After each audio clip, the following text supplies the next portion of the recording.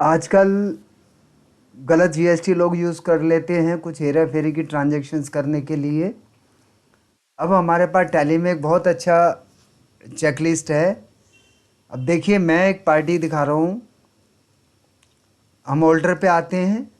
Alter, laser, Himalaya transport एक company select कर लेता हूँ मैं, जो कि रजिस्टर्ड है। अब देखिए, ये कंपनी हमारी रजिस्टर्ड है, ठीक है। अब हम इसको फैच करते हैं। ऑल्ट एल देखेंगे,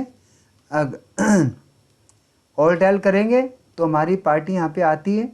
इसको करेंगे फैच।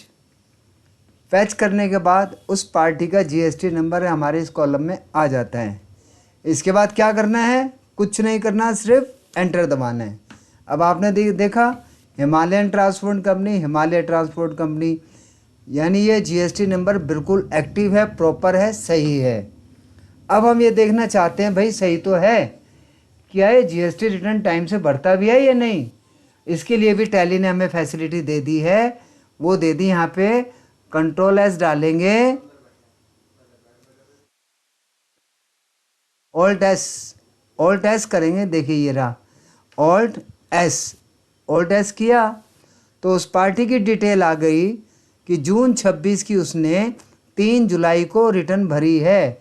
यानी अब इस पार्टी ने जुलाई की रिटर्न नहीं भरी, क्योंकि ये जून, सितंबर, दिसंबर, क्योंकि ये क्वार्टरली फाइलर है।